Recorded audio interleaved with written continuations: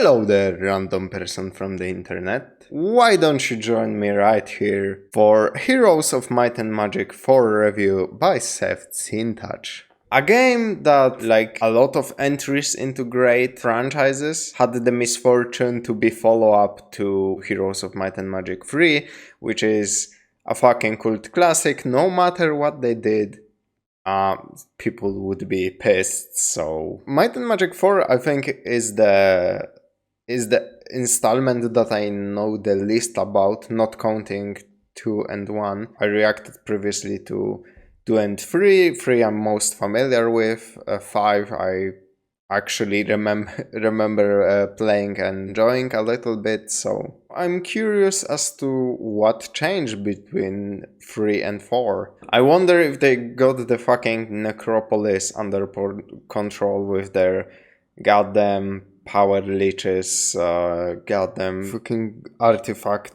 the Cloak of the Undead King, which just gave you such ridiculous, super powerful units. I still don't know why they thought that artifact is any good idea. And I wonder if they fixed the strat of running into your enemy with fire-resistant mobs and just spamming Armageddon. I'm assuming no, and if they did, players would be pissed, so let's run the video and see. Hey people, Seth here. Today, I'll be covering a game designed on a shoestring budget while its own parent company was going bankrupt, Heroes of Might and Magic 4, and despite how little time and money I actually did not know. They had, the outcome is pretty damn impressive. It also managed to produce 2 expansions on a nanofiber budget. The result, well, have a look for yourselves. Mongo, great barbarian from the north, seeking to conquer new lands for his kingdom.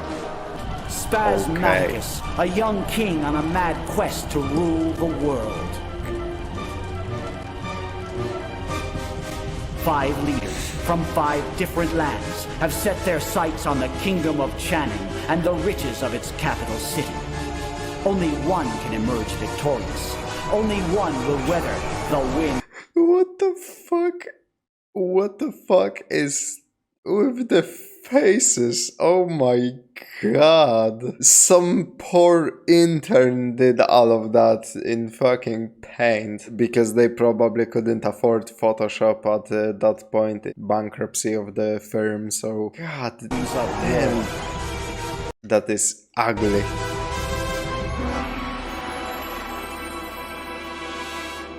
Story to recap. But also kinda hilarious, so I don't mind it. If it's horrible but funny, at least I can say it's so bad it's good. I don't mind it as much. The events of Heroes 3. Some mages enchanted 2 swords to each have the nuclear yield of a small sun. Stated only in the fine print of a shipping invoice, these swords shouldn't touch, or else warranty is null and void, since the planet will erupt in a nuclear explosion. So, 2 heroes do exactly that and kill everyone. Some people manage to survive by following portals to a new planet, so they can ruin it all over again. Unfortunately, there's no Geneva Conventions or NATO oversight for wizardry, which is arguably the greatest cause of death in the Might and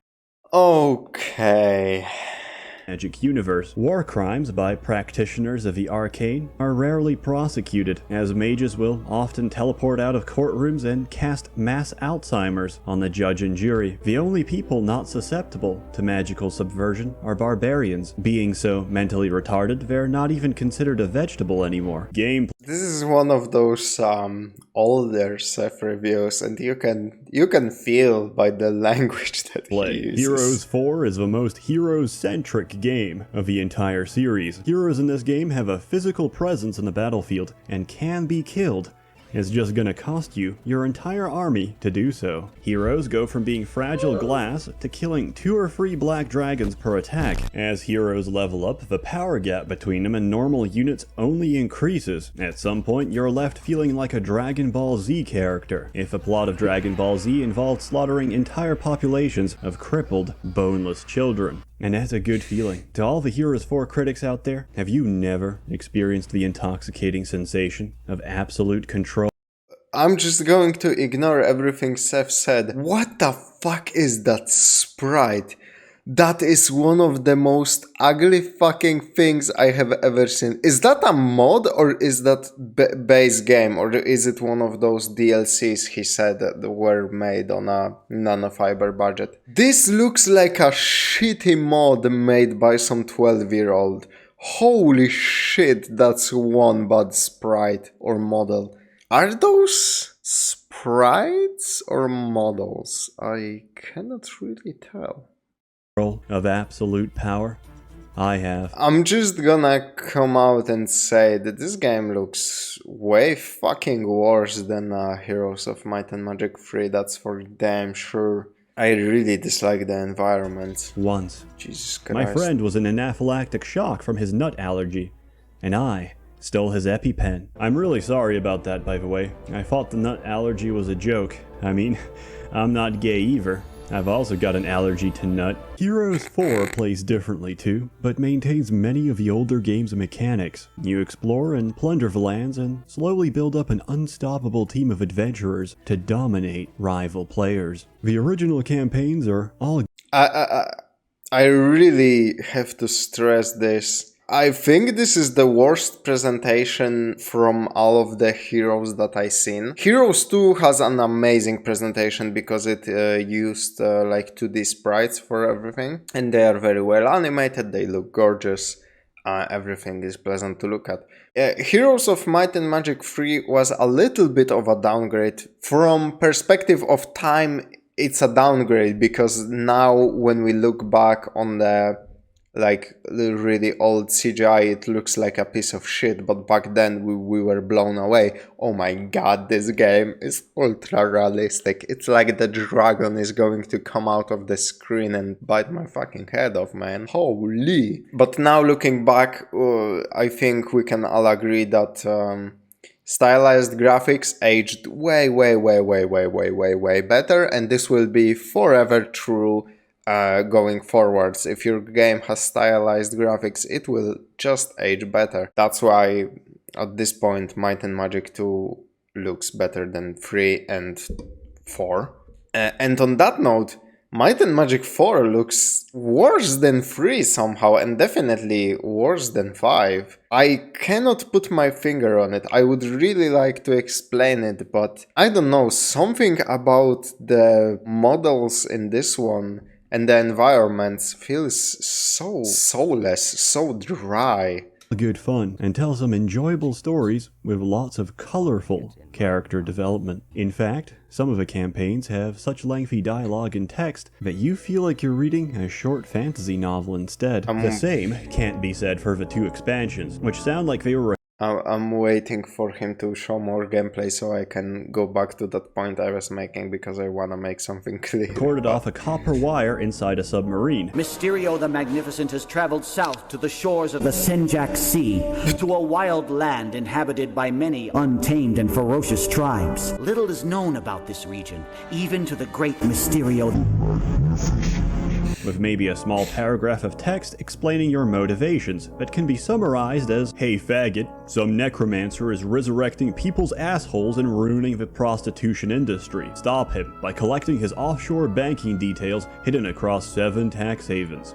Both the expansions feel like some filler bullshit intended to suck up as much of your time as possible to justify the original box price. Don't expect anything more than a handful of new units and structures. What the fuck? Why is everything... Why does the ground look like that? What the fuck is that? There's less units in the game compared to the third title, and they don't have second-tier upgrades like before, but every single creature has special abilities and properties that make them distinctly unique, such as these Irish migrants, violent and aggressive, but easy to kill, with the ability to give themselves extra luck once per turn, but they'll need a lot more than luck to unify their island. Holy shit. There's lots of little quality of life improvements from the previous game. It's like their island. There's lots. Like, look at this town screen. I'm obviously not going to compare it to 5 because 5 has crazy towns. Like, they have those cinematics where it goes in and around and the music is fucking beautiful. Might and Magic 3 just kinda looked better, man. Even the menus are kinda ugly. And I wanna say, obviously, if somebody watching really likes Might and Magic 4, please don't take this as me dunking on the game, because there are much worse looking games out there. I'm just saying comparatively to its direct predecessor and its successor, like how it holds up in my opinion. And I'm obviously like a casual onlooker because I never even fucking played the game. But yeah, this doesn't look as inspired as graphics in Heroes 3. Lots of little quality of life improvements from the previous game. You no longer have to visit every single fucking neutral dwelling to collect your forces. Instead, you use a caravan system to safely and quickly transport troops between structures in towns, provided there's a direct logistic route available. In towns, you now need to pick upgrade paths to choose which higher tier units you'd like to produce, allowing you to adapt your strategy according to the enemy or what sort of resources you've got access to. The unit models look alright. Maybe they're 3D models baked into 2D sprites, who knows? Even Seth is confused, yeah, like, I couldn't fucking tell by looking at them. Whatever they are, most of them are quite well animated, with joke animations if you mouse over them. Like this female chaos sorceress, who's undergoing chemotherapy. As for the combat itself, there's some new movement grid that I don't exactly understand, but I do appreciate that projectiles and spells now have collision and actually require you to have direct line of sight to your intended target. This means that you can actually conceal your shooters and spellcasters from direct attack by placing bulkier melee units in front of them. Resource management in the game is some weird shit, since most towns produce less gold even when fully upgraded, and many buildings cost more resources than you'd find on the map. Again, heroes are necessary to build up a reliable line of credit. High-ranking shekel collectors and Jew lords can be elected as governors for cities if they have a nobility skill, improving unit recruitment and providing extra daily gold and resources if they completed an accountancy course. Some upgrades in towns also make no fucking sense. In Heroes 3, building a citadel and a castle would greatly improve your defense. I don't know why the quality is like this right now. I'm not sure if I think it's in his video. But yeah, I gotta say, I prefer the style of 3 way more. In Heroes 3, building a citadel and a castle would greatly improve your defenses, while in 4 they provide you with a wall and a gate that can be killed in a single turn, despite costing the equivalent of several max level units to build. Unlike in Heroes 3, where all the towns are represented by different factions, Heroes 4 towns are grouped loosely by their school of economic ideology, contrasted by their polar opposite. These are order, planned economy, chaos, anarcho-capitalism, nature, the free market, light, crypto-theocracy, death, communism, and well, if you're gonna say it like that. Light, the single market ethno-state of Zion. Supporters of their respective ideology are varied and diverse. The free market commands phoenixes capable of reincarnating after a market crash, while communism boasts Bolshevik vampires that sustain themselves off the grain and blood of Polish peasants. This is the most accurate description of what Polish people think of communists, and it ain't far from the truth, to be honest. This is also very accurate description of every single politician that came to power after the Soviet Union collapsed, because to this day, Poland is ruled by people who were connected to the old communist parties installed by the Soviet Union to control the fucking population by making us think that we have democracy and that we are choosing our own leaders, while they were literally fucking planted by the Soviet Union. So yeah, very accurate description. Heroes are multidisciplinary in this game, since on top of mages and Super Saiyans, you can also recruit heroes skilled in stealth, who can sneak across the map undetected, so long as the enemy doesn't have a superior scouting skill to reveal them, allowing you to stealthily flag dwellings and disrupt supply lines, or even potentially taking an undefended city under your opponent's nose. Heroes 4 allowed you to do something wacky as well. Creatures can be split from heroes and used to independently explore and take resources or items, but can never flag dwellings by themselves. It's an interesting idea that also means your main heroes never have to leave a front line, since reinforcements will reach them manually from nearby towns. Remember diplomacy in Heroes 3? A lot of people complained about that, so now you have 2 diplomacy skills, allowing you to convert a fraction of neutral monsters to your side. However, one requires money, and the other one requires nothing. Also, it now works on enemy armies, allowing you to pay off a portion of the opponent's army and persuade them to turncoat before the battle even begins.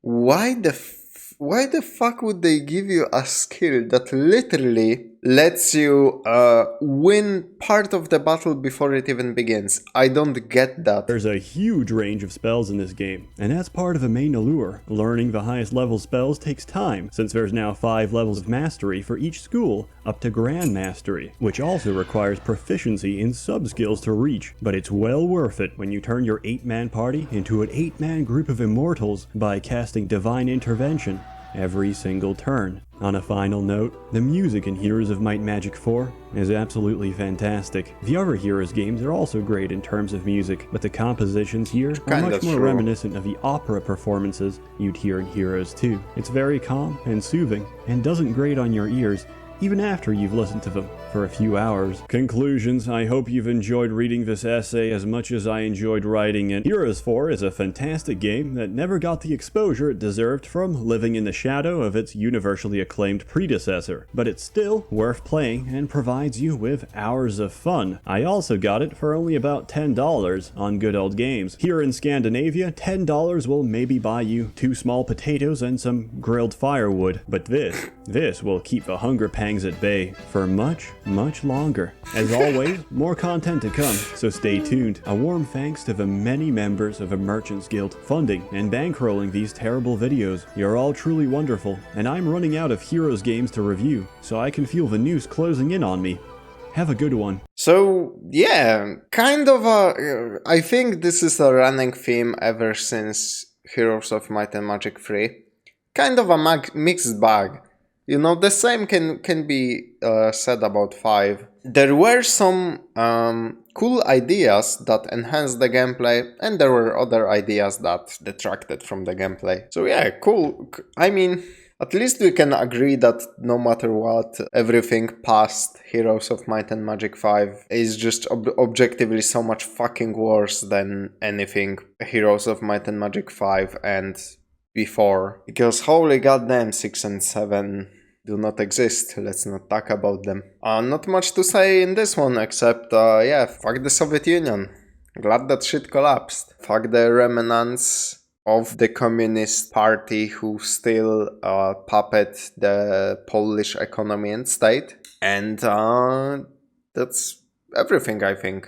Yeah, I will see you in the next one, where hopefully I will have some more bullshit to say, and hopefully I will have more opportunities to dunk on communism, because communism never worked. It will never work. It's a nice idea that has never been successfully put into practice on a larger scale. And communism actually kills people and enables your ruling party to become corrupt really fucking easily, just like it has been shown by the CCP and the Soviet Union. Thank you for watching, it really means a lot to me. The channel has been receiving some great support from you people lately, and I am literally so fucking thankful to all of you. And I will see you in the next one.